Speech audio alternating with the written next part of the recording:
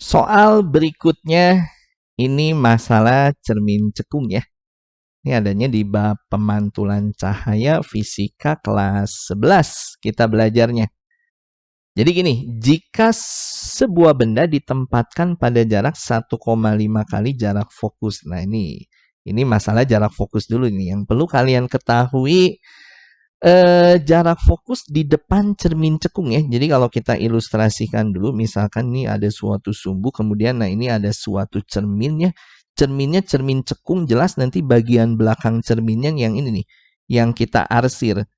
Nah fokus itu pada cermin cekung posisinya dia di depan, ini belakang ya. Nah ini kurang lebih fokus adanya di sini, singkat F aja. Dia ada di depan cermin. Masalah fokus posisi di depan cermin, dipastikan ini positif nilainya. Ya, jadi fokus ya atau jarak fokus di depan suatu cermin cekung dipastikan dia positif. Nah, ini yang perlu kalian ketahui dulu. Ya, jadi nanti dari analisa tanda nantinya kita bisa menentukan. Nah, ini yang jadi pertanyaan tadi ya. Bayangan, sifat bayangan itu yang jadi pertanyaan. Oke, tadi ya, masalah sebuah benda dulu. Ditempatkan pada jarak. Ini yang 1,5 kali jarak fokus, ini adalah jarak benda. Jarak benda disimbolkan dengan S. Ini udah nggak boleh canggung simbolnya juga ya. S-nya dikatakan 1,5 dari si jarak fokus. Dan jelas, S ini atau jarak benda atau posisi bendanya dia di depan cermin cekung. Ntar positif juga di sini. Ya, S-nya. Nah, nantinya kita akan mencarikan sifat bayangan. Ini lewat analisa rumus saja ya, atau analisa hitungan ya, untuk menentukan sifat bayangan di sini. Kita mengetahui hubungan antara jarak benda, jarak bayangan, dan fokus itu dirumuskan dengan 1/S, ditambahnya dengan 1/S aksen. Nah, S aksen di sini jarak bayangan ya, yang nantinya akan kita carikan ini jarak bayangan, supaya nantinya kita bisa menentukan sifat bayangannya. Bisa kita analisa dari nilai S aksen yang kita dapatkan. Nah, sama dengan ini 1/F. Ini rumus di SMP kita udah belajar, jadi harusnya kalian udah nggak asing sama rumus ini. Oke, nah lanjut ya. Ini tinggal gantikan ini S-nya jadi 1,5 F. Taruh sini ya. Nah, S di sini gantikan jadi 1,5 F. Ditambah 1/. Nah, S aksennya kita tulis ulang. Ini nantinya yang akan kita carikan ya. Supaya nanti kita bisa analisa sifat bayangannya sama dengan 1/F di sini. Sehingga 1/S aksen langsung aja sama dengan 1/F. Yang ini pindah ruas, ini jadi min 1/1,5 F. Bisa ya dipahami, sehingga kelanjutannya 1/S aksen sama dengannya ini samain penyebut. Penyebutnya bikin 1,5 F aja ya. Nanti 1,5 F dibagi F, F-nya nyoret, menyisakan 1,5 kali 1 ya ini 1,5.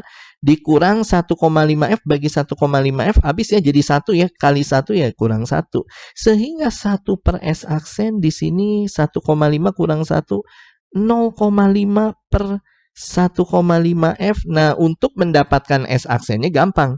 Ini tinggal kita balikin. 1/S aksen dibalikin ya jadi S aksen per 1 atau S aksen. Nah, ini pun dibalikin. Yang ruas kanan pecahannya ya. Jadi 1,5 F pernya per 0,5. Nah, S aksennya dapat dong. 1,5 per 0,5 itu adalah 3. 3-nya 3F. Jelas, ini kalau kita lihat ya, tadi kan fokus di sini positif. 3 kali bilangan positif, dipastikan nanti S aksen di sini positif juga. Nah, untuk nilai S aksen yang positif, berarti di sini sifat bayangannya dia adalah nyata. Nah, ini. Ya, jadi dari nilai S aksen kita bisa analisa sifat bayangan. Ini positif S aksennya. Karena fokus positif. Dikali 3 ya pasti positif juga. Dia nyata. Ya, kalau bayangannya hasilnya positif, S aksennya, dia nyata. Artinya kepilihan jawaban, pilihan A, pilihan B pasti salah ya. Karena dia maya, A sama B, salah. Tinggal C, D, dan E. Nah, ini masalah sekarang ukuran. Ukuran bayangan dilihat dari si benda. Apakah diperkecil, diperbesar, atau sama besar? Nah, untuk analisa ukuran gampang.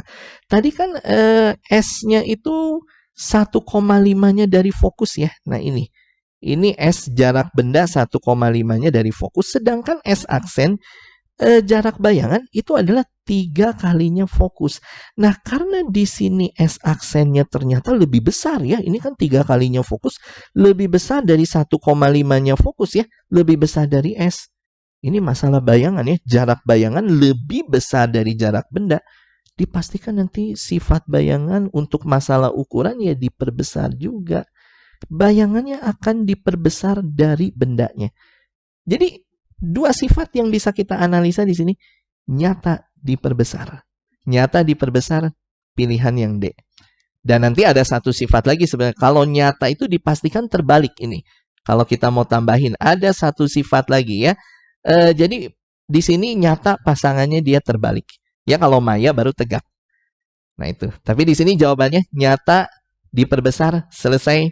Nah ini analisa ya. Kita dari nilai S aksen kita bisa menentukan nantinya sifat bayangan di sini. Kalau S aksennya positif, dia nyata.